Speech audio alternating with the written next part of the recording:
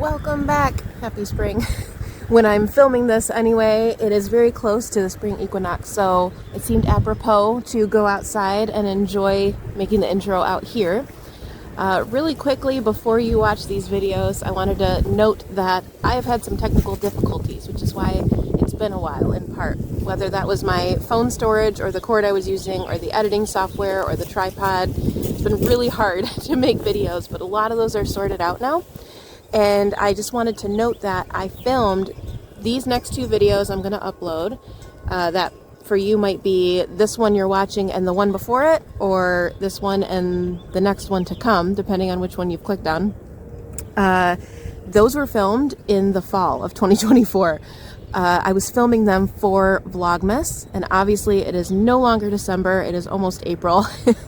So it's taken a while, but we've gotten there. I even lost a little bit of the footage, I think, from making elderberry syrup, but we've pretty much got it down now, and I figured out a new editing software. So the note is, whenever I say Vlogmas, just ignore that because it's no longer December and that didn't happen. Some of the clips I'm shopping for gifts, and again, it's no longer December, but I hope you'll still enjoy them anyway, and thank you for bearing with me and my inability to keep up with. Good morning, welcome back. Today seemed like a good day to make a video about making elderberry syrup at home. We've got a little sniffle going around and I wanted to get a jump on it because elderberry syrup lasts about 3 months in the fridge, which is a good chunk of the winter. And I had most of the supplies here, and we've already had some sniffles going around ever since my daughter opted to start school with other kids. She's caught everything. She went from like never being sick in her life to she has all of the sick. So it seemed like a great time to make some syrup. And the benefits of the elderberry syrup is that it really boosts the immunity from within, all of the antioxidants from the berries. And of course the honey or whatever you end up using is always recommended when you have any kind of cold. So whether or not you're a germ theory person or a terrain theory person, and maybe don't believe that the cold winter causes more sicknesses and colds, the truth is at least in the northern hemisphere, we get so much less sunlight during the winter months that without that regular vitamin D, like maybe you get in the summer, your immunity does get lowered without all of the vitamin D that we need, which of course we could supplement in the north, or do our best to get outside even on cloudy, snowy days. But a little bit of herbal support is always nice too, so I thought it'd be a good time. Really quick, I want to shout out this curriculum supplement I bought a year or so ago. I love the Etsy store Hearth Magic. I've bought so many supplements from them, and they have a really beautiful one called Herbal Medicine Making with Children. It's actually called Crafting Herbal Remedies with Children by Hearth Magic. And it's a beautiful supplement. You'll have to pardon my sort of sloppy book here, but they have recipes in here to do with kids of all kinds, like even making fire cider, learning about the different herbs that can support us, and the legend of the four thieves, and little puppets to tell them this story. Different ways to prepare herbs. It's really a great little beginner supplement to do with children to get them started on this path if herbs are something that you explore within your family. There's blanks for writing in the herbs you have growing on your own land or in your area, recipe blanks where you can fill in some of your own favorites. The pictures are really beautiful, and some of these I've just enjoyed having printed out. There's coloring pages that I just display on the wall because they're so pretty. Sore throat elixir, comforting skin oil. There's something for everyone in here. In particular, my daughter loves the Waldorf Kindy tea. That's like her favorite thing, and I leave some made up in a jar for when the mood strikes. It's really great for when we used to do circle time, and that was just the tea we'd have on hand.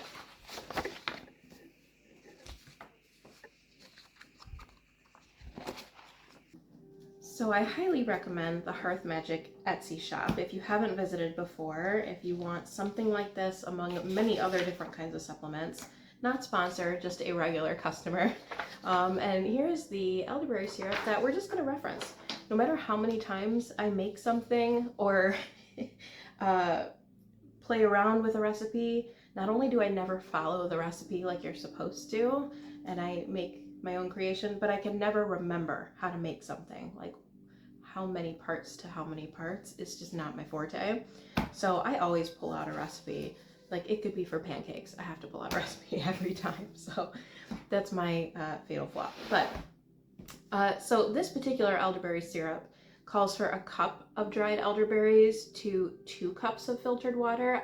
I've also seen 1 cup of elderberries to 4 cups of filtered water. So I think it kind of depends on the thickness you're looking for, the potency. And I think, you know, the cool thing about herbal recipes, a lot of them you can sort of play around with when it comes to folk herbalism and get to know the herbs and how strong or diluted you like something. And also keeping in mind the potency of whatever particular herb you're working with and any contraindications you may have with medicines or pregnancy or that sort of thing. But there is a little bit of wiggle room to play and just have fun as well, especially when it comes to something like elderberries. So some things that you will need is your filtered water, a pot for simmering the berries. The recipe calls for fresh ginger, which I rarely have, but we can adjust it for dried ginger. Fresh ginger is of course going to be more potent, but I find it to be a bit strong for me personally, fresh ginger. So the dried is a little subtler if you adjust the amount. Honey, which I am every few years gifted honey randomly, and I never need to buy any. Like I just always have some because it lasts me, like a jar like this has already lasted me almost 4 years. So we just don't use it very often. So if you don't buy honey or don't have honey, it might be slightly less medicinal, but you could also use agave or something like that. But if you have some local honey, would be ideal for a medicinal recipe. A measuring cup and spoons. You're going to want like 2 cinnamon sticks, some whole cloves. They look like this. And then your elderberries. You're going to want a nut milk bag or some other sort of strainer. And then I've got a funnel here just for when I'm moving it into my jar, some sort of airtight jar to keep the syrup. Now you're also meant to have lemon juice, which I just don't have, and that's okay. I feel like it's all good to play around a little bit. If you don't have cinnamon sticks, use dried cinnamon. You might even like adding a 1/4 teaspoon of vanilla extract. Just whatever flavors you think your family will enjoy the most is okay. Most of these are meant to be for medicinal purposes. The cinnamon to help with blood flow. The lemon juice obviously will offer a little bit of like a little tartness into the sweetness of the honey and elderberry mixture to make it a little more palatable. You could probably do a dash of cider vinegar, but you didn't hear that from me. Okay, so the other thing that we're going to do is we're going to adjust the recipe amounts because I don't have a full cup of elderberry. I don't think. This is probably, could be 3/4 of a cup. I don't know. We're going to measure it out and see, and then we'll adjust from there. So we'll go with this one with the 1 cup of dried elderberries to 2 cups of water, which is what I did last time. And I liked the thickness of that. It felt like a cough syrup kind of, you know, because of the consistency. All right, let's see what we got. Just about over a half. We've got 2/3 of a cup basically. So we're gonna measure that like we've got about a half a cup. So since that's half of what we're supposed to have, we'll use 1 cup of water rather than 2, because I'm going to halve the whole recipe. So we're going to add everything into a pot except for the honey. If we add the honey and we put it in when the mixture is too warm, it will really kill the medicinal properties of honey. We want it to be warm so that it emulsifies and marries together like it's supposed to, but cool to the touch. Okay. Now we're going to add our 1 cup of water, filtered water.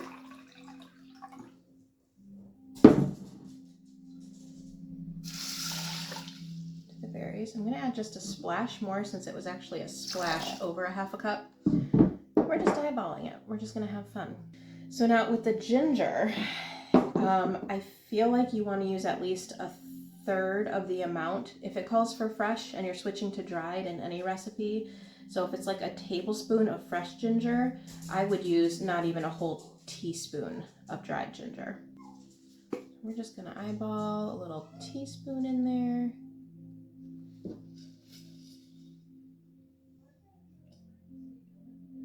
Looks about right. Okay. We're gonna add in our 2 cinnamon sticks. It's pretty already. Can you see it? We're leaving out the lemon juice because I don't have it. And then we're gonna add in 3 whole cloves. I didn't have the cinnamon. In this case, I really love cinnamon. We're gonna leave it as is, but we will do 1 clove. Cloves are very strong. Just 1 little only clove. Give that a little mix up. If you haven't made this before, I feel like the mixture smells really nice. It almost reminds me of grape juice, sort of. The elderberries have a similar smell, especially when you mix in the cinnamon. It's like wintry and Christmassy and grapey.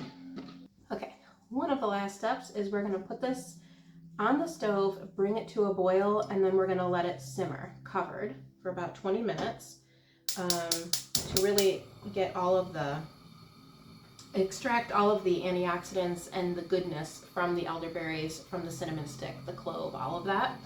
And we're just gonna let that sit. Once it boils, turn it down, cover it, and just let it simmer 20 minutes. Quick little side tip of something you can do with all these leftover elderberries. You could use it for a kombucha flavoring. If you make kombucha, you could make a salad dressing. There's anything you want to do with like a little flavor, like maybe even a jam. What I'm going to do in this case is it's perfect leftovers for a bit of tea. It's going to be less potent because we already did a initial boil, but it'd be perfect to make a little bit of tea, especially since we already have a little bit of some sticky germs going around. So I'm going to re-add this to a pot and add in, you know, a few cups of water. Cover it well.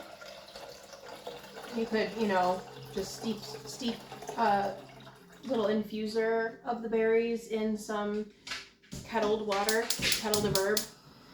I'm just going to bring this back to a boil, strain it out, and have it as a cup of tea. You could add a little bit of sweetener, like some honey if you want, or however you like your tea. So it's still going to have these medicinal properties, even if they're a little less strong, but that's, you know, the medicine is in the elixir we're making here, whereas the tea is going to have similar benefits, but just like a immune boosting tea that is a little more mild. So just an idea there of a way to use the berries a second time rather than just composting them straight away. Okay, our syrup has cooled down, so it's a good time to add in the honey. That moment when you realize your whisk is in the dishwasher. So again, this is going to be an equal part of sweetener to the actual berries. So we've got half a cup here because we used half a cup of elderberries. Really be ideal to use a whisk here. Like I said, mine is dirty. It's the downside, only having one of something. I can feel that this is mixing smoothly now, so that is incorporated well. So I'm going to get my little airlock jar here and my funnel.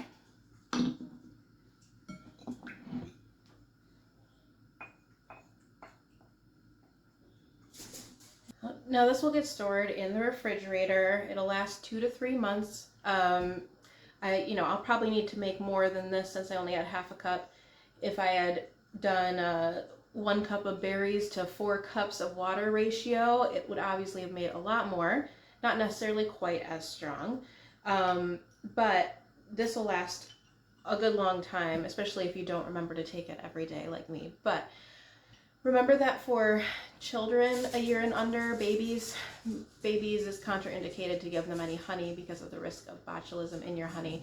So for toddlers a year and up, a teaspoon a day is generally what's recommended. For adults, a tablespoon a day for a preventative immune boosting benefit.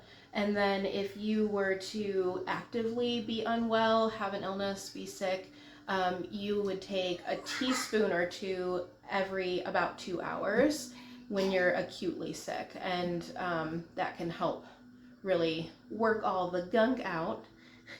And just give it a little shake before you go to use it. Make sure that the honey is well incorporated. And you just want to give it a sniff, you know, make sure there's nothing weird growing in there. If it's been in your fridge for a while, if you're getting close to that 3-month mark, give it a little sniff before you use it. Make sure it's still viable. But that's it. It's very simple to do and quick to do. The berries aren't really that expensive. Most of these ingredients we had at home, obviously, except for the lemon juice. But, you know, if you have a little bit of an apothecary stock, like cloves and ginger and things like that, sometimes all you need to get is a fresh batch of elderberries for, you know, a few dollars. You can get a little jar of them or whatever. So definitely worth it and fun to make with kids. I will link in the description box that curriculum supplement that I mentioned. Is not an affiliate link of any kind. It's just because I mentioned it and I really love it. I thought I would link it below in case you want to check it out on Etsy for yourself. So thank you for watching. I'm going to go pour some tea and hopefully keep the sickies at bay. Later, Gators.